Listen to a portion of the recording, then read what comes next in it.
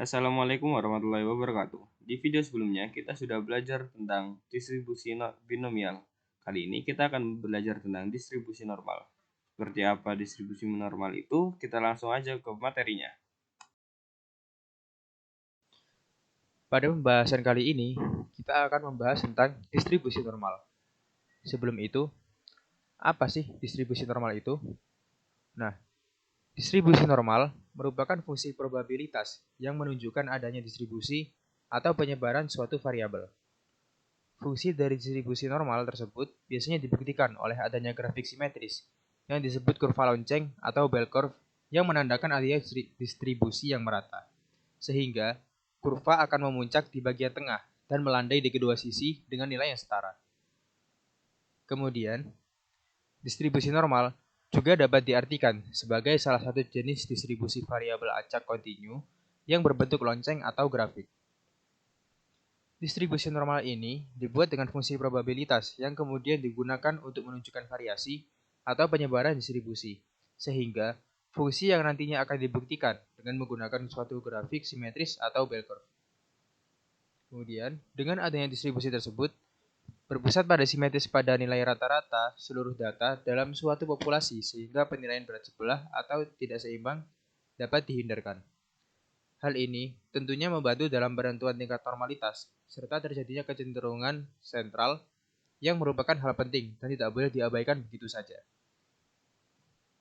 Nah, ketika penggunaan distribusi normal ini digunakan, maka tingkat normalitas data atau kecenderungan sentral bisa ditentukan dengan lebih mudah untuk dilakukan. Sehingga penerapannya mampu meningkatkan objektivitas penilaian, sehingga hal ini membantu dalam menempatkan para anggota dengan tepat, khususnya dalam suatu kelompok. Nah, lalu apa saja sih ciri-ciri distribusi normal dan juga kurva distribusi normal? Nah, ciri-ciri yang pertama yakni teori distribusi memiliki nilai median, dan juga modus yang sama. Oleh karena itu, distribusinya sering disebut dengan unimodal. Kurva distribusi bisa bersifat simetris dengan bentuk lonceng atau bell curve. Yang kedua, titik puncak kurva pada nilai rata-rata. Nilai ini berada di posisi tengah kurva. Kemudian, pada data distribusi terletak pada sekitar garis lurus yang ditarik ke bawah yang berasal dari titik tengah. Kemudian ciri-ciri yang ketiga, nilai rata-rata atau mean merupakan nilai dengan standar deviasi untuk menentukan lokasi dan juga bentuk distribusi sendiri. Kemudian, ciri-ciri keempat, jumlah luas daerah yang terletak di bawah pada kurva memiliki nilai I, di mana di antaranya adalah setengah pada sisi kanan. Ciri-ciri yang keempat, jumlah luas daerah yang terletak di bawah kurva normal memiliki nilai 1. Di antaranya adalah setengah pada sisi kanan dan juga setengah pada sisi kiri. Hal ini juga berlaku ke seluruh distribusi probabilitas kontinu. Kemudian ciri-ciri kelima, kurva distribusi disimpulkan jika setengah dari data populasi kemudian memiliki nilai yang kurang dari angka rata-rata. Sementara, bagian yang lain lagi memiliki nilai yang jauh lebih besar. Kemudian, ciri-ciri terakhir yakni masing-masing ekor kurva pada kedua sisi kemudian dapat memanjang dengan tak terbatas. Di berbagai kasus perhitungan distribusi, ekor kurva bahkan dapat memotong sumbu horizontal. Selanjutnya, kita akan membahas tentang kurva distribusi normal. Nah, bisa kalian lihat sendiri, grafiknya berbentuk seperti lonceng, bukan? Nah, pada suatu data, frekuensi tertinggi biasanya berada di sekitar nilai rata-rata data atau mean. Semakin jauh nilai data dari rata-rata atau mean, frekuensinya akan semakin rendah. Misalkan, rata-rata data mu sebaran data secara umum dapat digambarkan seperti kurva di atas. Nah, kurva di atas dikenal dengan nama kurva normal atau kurva lonceng karena bentuknya seperti lonceng.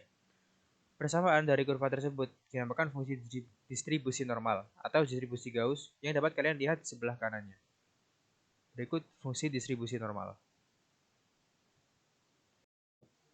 Selanjutnya, kita akan membahas tentang nilai peluang variabel acak berdistribusi normal baku. Grafik distribusi normal baku titik n dalam kurung 0,1 dapat digambarkan sebagai berikut. Luas daerah yang dibatasi kurva normal baku n 0,1 dan suhu mendatar adalah 1. Hal ini dapat dituliskan dengan persamaan sebagai berikut.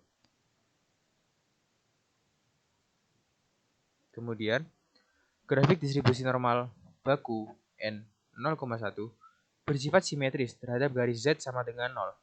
Maka luas daerah di kiri dan di kanan garis Z adalah sama, yaitu dengan persamaan sebagai berikut. Dan kemudian, grafik distribusi normal baku N 0,1 bersifat simetris terhadap garis Z sama dengan 0. Maka luas daerah di kiri dan kanan garis Z adalah sama, yaitu dengan persamaan sebagai berikut. Nah, karena persamaan tadi terlihat begitu ribet, ada cara mudah lainnya, yakni dengan mengubah dari normal umum menjadi normal baku. Yang pertama, hitung Z dengan persamaan X min mu per tau. Kemudian gambarkan kurvanya. Nah, setelah itu, tuliskan nilai Z, hitung pada sumbu X di kurva di atas, dan tarik garis titik Z, dan hitung ke atas sehingga memotong garis kurva. Kemudian, tahap selanjutnya, luas yang terdapat dalam tabel merupakan luas daerah antara garis tegak ke titik 0 di tengah kurva. Kemudian, carilah tempat nilai Z dalam tabel normal. 6. Luas kurva normal sama dengan 1 karena mu sama dengan 0, maka luas dari 0 ujung ke kiri sama dengan 0,5, dan luas dari 0 ke titik kanan sama dengan 0,5.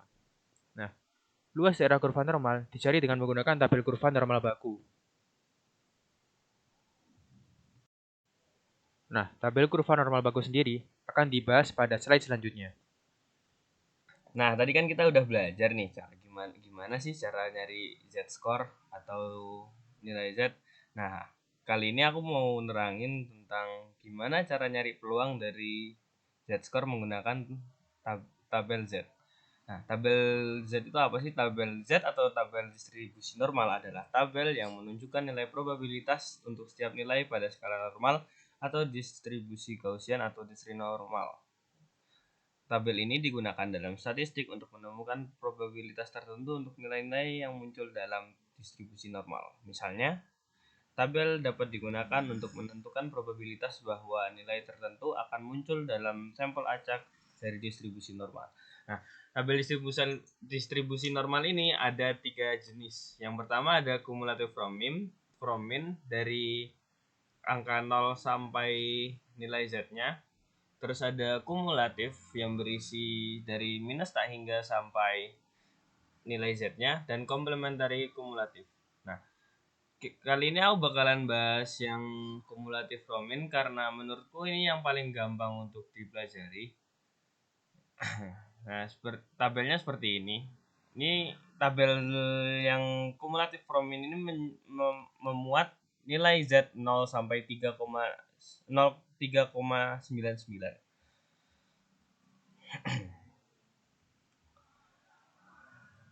Nah, lalu untuk tabel Z sendiri cara membacanya, bentar.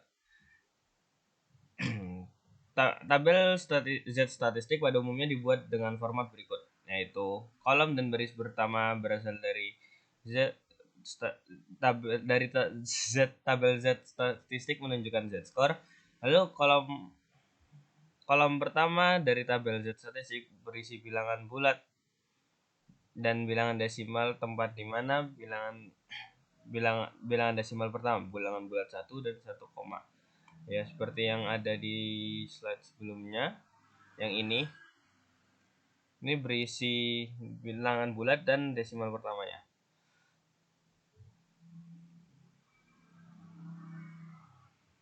Lalu baris pertama dari tabel Z statistik berisi bilangan yang menunjukkan bilangan di tempat desimal kedua. Yang di sini ini desimal kedua. Dan yang terakhir, nilai yang berada dalam tabel tersebut merupakan peluang. Interpretasi nilai peluang tersebut bergantung pada jenis tabel. Nah, di sini akan tadi mau memakai yang cumulative from mean. Gimana sih cara pakai tabel Z-nya? Misal kita ketemu nih tadi, habis pakai yang rumus tadi, kita ketemu Z score-nya 0 sampai 1,4. Nah, 1,42 lah. Nah, untuk nyarinya kita cari dulu yang bilangan bulat dan desimal pertama 1,4. Dan yang desimal kedua pakai yang baris, anggap yang di sini 0,01, terus yang di sini 0,02. Nah, kita tarik nih, ketemunya di mana? Nah, berarti di sini. Jadi peluang dari Z 0 sampai 1,42 itu 0,427 0,27 0,4207. Nah, tabel Z yang ini kan tadi cuma memuat yang nilai positif ya. Gimana kalau kita misalnya ketemu nilai Z yang negatif? Nah, tadi kan udah dijelasin kalau kurva distribusi normal itu simetris. Jadi nilai 0,1 sama Z 0 sampai 1 sama Z min 1 sampai 0 itu sama. Jadi misal kita punya Z dari minus 1,62 sampai 0. Kita tinggal cari aja yang positif dari yang nilai positifnya. Soalnya kan simetris, jadi kanan kiri sama. Jadi kita cari dulu 1,62 1,6 di sini, terus 0,02 di sini. Ketemunya di 0,4463. Ya.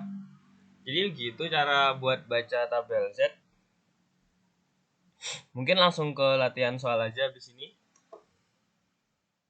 Oke, halo semuanya. Kita akan melanjutkan pembahasan kita terkait distribusi normal ya. Jadi di part sebelumnya kan kita sudah membahas tentang materi-materi yang ada di distribusi normal beserta tools yang digunakan. Nah, sekarang kita akan berlatih beberapa latihan soal supaya dapat memperkuat pembangunan kita tentang distribusi normal. Oke, langsung saja ke soal yang pertama. Oh ya, sebelumnya di sebelah kanan kalian udah ada tabel distribusi normal yang menyatakan luas daerah di bawah kurva dari 0 sampai suatu nilai. Contohnya dari 0 sampai 0,10 itu kalian bisa lihat di sebelah pojok kiri atas yaitu 0,0398. Gitu ya. Oke. Kalau kalian mau mencoba mengerjakan, kalian bisa pause video ini dan setelah itu langsung saya bahas. Oke, langsung saja ke pembahasannya. Jadi pada soal kali ini ditanyakan tentang luas daerah di bawah kurva yang berwarna kuning atau yang diberi arsir ya. Atau yang ditanyakan adalah P Z kurang dari min 1,14 ditambah P Z yang lebih dari 2,04 ya. Nah, untuk menghitung ini saya akan menggunakan komplement yaitu total semuanya, total luas semuanya dikurangi total yang luasnya berwarna putih gitu. Jadi total luas semuanya kan 1 dikurangi yang berwarna putih itu P min 1,14 kurang dari Z kurang dari 2,04. Nah, yang sebelah kiri ini saya akan pisah jadi P min 1,14 kurang dari Z kurang dari 0 ditambah P 0 kurang dari Z kurang dari 2,04. Nah, saya bisa jadi ini supaya dapat menggunakan tabel yang sebelah kanan ya. Nah, kalau udah gini, yang sebelah kiri kan ekuivalen dengan P 0 kurang dari Z kurang dari 1,14 ya. Karena simetris.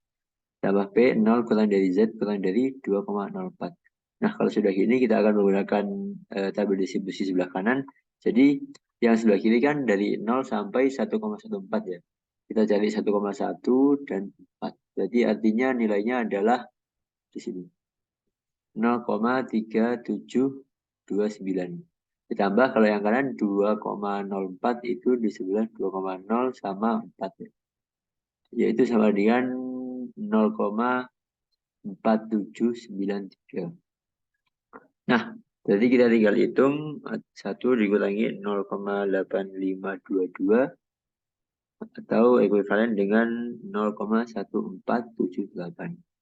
Artinya luas daerah yang diarsir adalah 0,1478.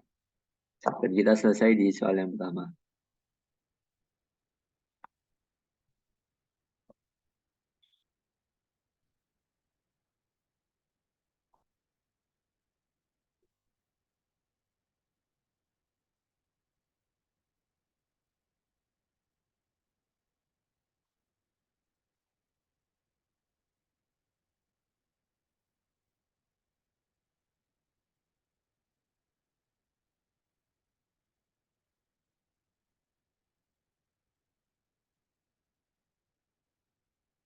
Nah, oke, lanjut ke soal yang kedua.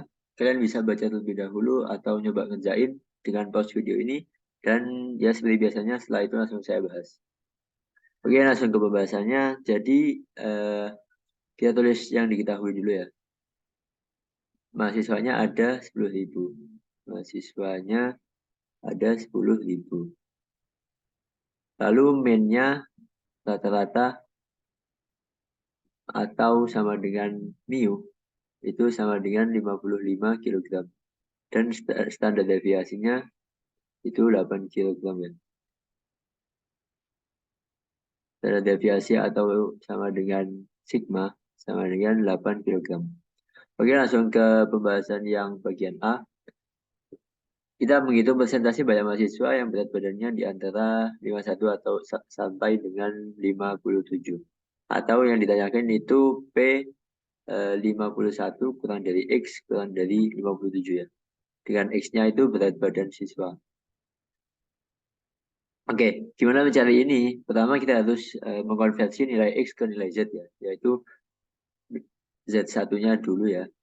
Yang X-nya 51. Z1 kan sama dengan X1 kurangi mu per sigma ya. X1-nya yang 51 kurangi mu-nya 55 per standar deviasinya 8. Ini sama dengan min 0,5. Selanjutnya, yang Z2-nya itu kan sama dengan X2 dikurangi mu per sigma. Seperti rumus yang ada di part sebelumnya. Ini sama dengan X2-nya yang 57, yaitu 57 min rata-ratanya 55 plus standar deviasinya 8, yaitu sama dengan 0,25. Nah, berarti yang kita hitungkan P51 kurang dari X kurang dari 57 ya. Nah, ini ekuivalen dengan P min 0,5 kurang dari Z kurang dari 0,25. Nah, ini saya pecah kayak tadi lagi, yaitu jadi P min 0,5 kurang dari Z kurang dari 0 ditambah P 0 kurang dari Z kurang dari 0,25. Nah, di sini kan ekuivalen dengan P 0 kurang dari Z kurang dari 0,5 karena simetrisnya. Dan setelah ini kita langsung saja melihat tabel distribusi yang kanan. 0,5 ada di sebelah sini dan sini. Artinya ekuivalen dengan 1915. 0,1915. Ditambah 0,25 di sebelah sini, yaitu 0,0987.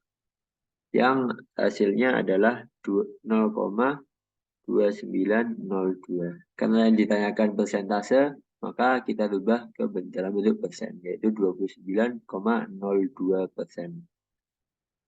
Oke, lanjut ke bagian yang B. Kita diminta menghitung total banyak mahasiswa yang berat badannya kurang dari 49. Pertama kita cari probabilitas yang kurang dari 49 dulu ya. Jadi PX kurang dari 49 itu berapa? Sama kayak tadi, kita mengonversi nilai X ke nilai Z dulu, yaitu Z-nya sama dengan X min mu per sigma. X-nya itu 49, mu-nya 55, dan sigma-nya 8. Ini sama dengan min 6 per 8 atau sama dengan min 0,75. Artinya, P X kurang dari 49 itu sama dengan P Z kurang dari min 0,75.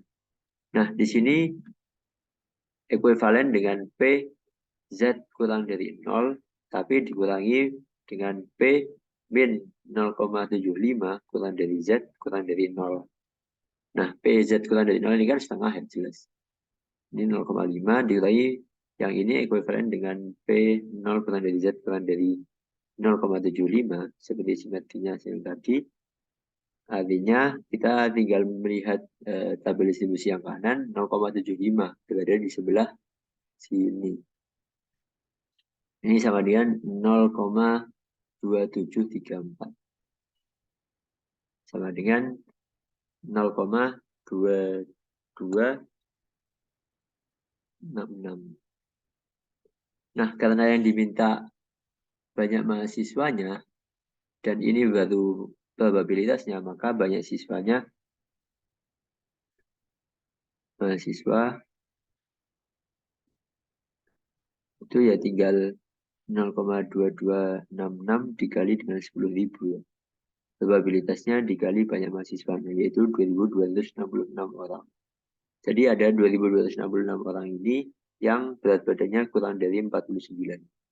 Oke, kita langsung ke soal yang C.